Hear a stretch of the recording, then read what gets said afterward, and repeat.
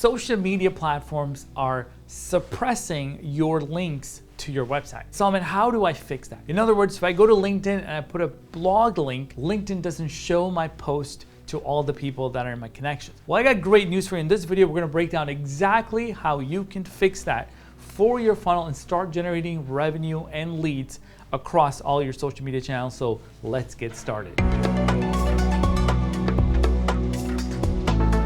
So in order to answer the questions of different platforms suppressing your external links, what you really want to have is a strategy to optimize your content across so many different channels. You have LinkedIn on one side, you have Facebook, you could have TikTok, you have Instagram. How do you optimize multi-channel content distribution? That's the question that you should be asking your marketing team. So I'm gonna break this down for you. Taking you back maybe like 5 or 6 years, the idea was that you would have all these different social media channels. So you have your Facebook and your Twitter and your LinkedIn. Maybe you had a blog back there. I don't know if you remember, Google Plus was a thing. Your idea was to link everything back to your website, as if the website was the hub and these things were the spokes, and that was it. And all the conversions happened on your website. They downloaded the ebook on your website. They registered for the newsletter on your website. And if your website didn't do anything, then you were really out of luck. So your website had to perform, and you put all these bells and whistles, pop-ups and everything to get your website to convert. Today, that's not the world that we live in. The way these social media platforms monetize is that they want LinkedIn people to stay inside LinkedIn, and YouTube wants people to not leave YouTube, and TikTok wants to make sure people don't leave that. None of these platforms want to make sure that people are leaving. So if you start putting links, if they let you put links, you will start losing your impressions. That means that they're penalizing you or your content. They want people to stay inside. So the question is, how do you fix that? Well, I'm gonna give you 3 tactics that you can use right now in your marketing so that you can make this process so much smoother and less friction for you and the rest of your team. So the first thing I want you to think about is creating platform-specific content. That means that you're not going to create one piece of content and post it all over the web and try to hope that they land back on the website. Your job is to think about, how do I serve the people that are on that platform, enjoying that platform, and also take care of the platform for whatever it is that they add value to me. YouTube is a perfect example. I create this series called Full Funnel Fridays, and it's specifically made for YouTube. This content is not to be lived on my LinkedIn. We are making a series of videos so people that are on YouTube asking these questions about improving their funnel will come across that video, get engaged, and they might like it. They will go to our website if it's in the description, but the idea is not to create a video that's gonna drive traffic. The idea is to leave this video inside YouTube so it stays there. So think about your business. Should you be creating content that is specific to a platform? Well, I'm gonna give you some ideas on how you could do that. The first thing that you could probably do is think about your how-to videos. Maybe you have a platform, maybe you have some tools, maybe you have some resources. Create content answering people's questions and leave that on YouTube by itself. Creating short form content, and you want to give an idea, a thought, change somebody's opinion on a certain topic by giving them the facts. Maybe you would create engaging short form content and leave that on TikTok and not have to really worry about taking that and putting it somewhere else. And the value of that is that you're going to start creating an audience in those platforms because you show up and you deliver value and you leave. A lot of people that I know, they create 1 hour, 2 hour sessions live on TikTok, but it's not meant to be on Instagram and everywhere else. They're just using that as a means to add value to their community, their people in that platform. Now you're in B2B and you like to create content and show forth that you're an expert. That thought leadership content maybe is to live inside LinkedIn, and that's it. You're going to create a micro blog post or something start to finish, leave it inside there. Why? Because you want to make sure that the people that are on LinkedIn, which a high majority of people in the B2B space are engaged on LinkedIn, will come across you because you left such amazing value behind, and they left some comments, and that start to drive some virality, and they'll start to see that, and now you're going to drive ROI. The idea is not to put a link on the bottom of that LinkedIn post or a link on the description of the YouTube video, although a lot of people do that. Your job is to actually think about that platform for what it drives. What kind of people are on TikTok, if that's your audience, or on Instagram, if that's your audience? What can you do to engage with them where they are? How can I help them? So for instance, if you want to leave stories on Instagram, the idea is not to take the story and put it somewhere else. You shouldn't really do that.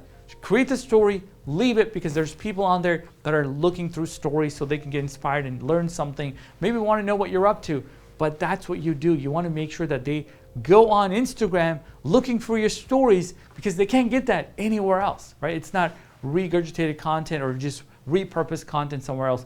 This is one of the ways that you can think about, how do I make sure this platform is going to drive value back to me, because you're going to be driving a lot of value to the platform. You're not going to ask people to jump off and register for your webinar. That's not the idea. The idea is to keep them, nurture them there, and grow that community and have a following for the long haul. In that same manner, what you want to do is create value inside the feed that they're actually in. This is one of my posts on TikTok. The idea was to help people that are struggling to create content, especially on TikTok, give them practical steps on how to create content. I tell them how to go to Google, search the topic, find the questions, answer it, and that's how you make endless videos. The idea wasn't to take this content and make a YouTube video. It was start and finish inside the platform itself. So think about that. Are there specific things that you can do for your audience where they start that journey and they end that journey inside the platform itself? So give you some practical ideas here. Think about your website not even being in existence. Don't wait for someone to write something or give a link in the description. I mean, this is one of the things that LinkedIn did. LinkedIn removed the ability to put a link in the post because they didn't want you to have to click out and leave. Again, they don't make any money on ads, right? So then people started to put a comment with the link. But imagine that if you could start and finish your content, or maybe go live on LinkedIn and it just stayed there. That's number one. Add value, add tremendous value in feed so that they stay there. The second option is, could you create some micro blog posts and then maybe post that on LinkedIn, where you answer the specific question about how to optimize their CRM system or how to optimize their sales funnels, or whoever those people are. Could you start and finish a blog post, including the 3 or 4 or 5 or 6, 7 points that you want to have, because these platforms will let you have as much content as you want, but you just left it there. Well, one of the benefits of doing that is that if I ever go to LinkedIn and start searching, I will find your blog. And it doesn't matter when that was posted. You can see things 2, 3, 4, 5 years before in it. There's another opportunity called LinkedIn Pulse, which is specifically created for this opportunity. And LinkedIn Pulse shows up in search results. So think about that. Could you add value to these people that are in these platforms without having to leave out of it? The third idea that I want you to embrace is that you technically can create a funnel-like experience inside every single platform. So there is a buying journey where somebody is becoming aware of your company. That can happen in the same platform, where they're moving to consideration, or maybe they want to work with you or get a price quote from you, get an estimate from you. That can happen where you give ideas of what's it like to work with you, maybe testimonials or videos of customers that have worked with you. And finally, when they move to decision, talk about case studies and success stories inside the platform itself. So there's consistently people finding you and your business in the same platform. They move to consideration in the platform and never visited your website, and finally move to decision without ever having to go to your website. So if you can have that experience, you can actually grow 10x, because you're no longer worried about all of this traffic having to go to your website and start that buying journey again.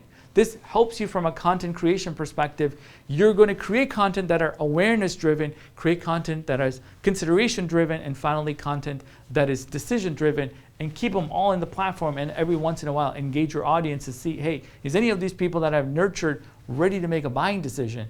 And that's going to help you scale your content. And this is one of my favorite things of all time, is how do you create one piece of content, and could you still multiply the value of that across all your social media platforms? And as long as you're not linking out and the platforms are not penalizing you, this is perfectly fine.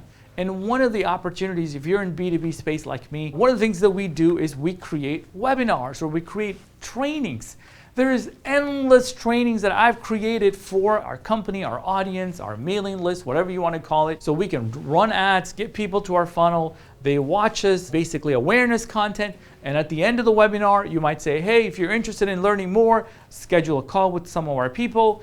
And you're doing this, and I'm doing this every single week almost, and it's fresh content. It's new content, and it's a lot of work, right? Maybe if you're doing it once a month, you know how much work there is. But the sad reality is so many people do that, and that content just ends up on a resource page on your website, and nobody ever sees it after that event unless somebody's so curious they want to go fill out a form and watch this video.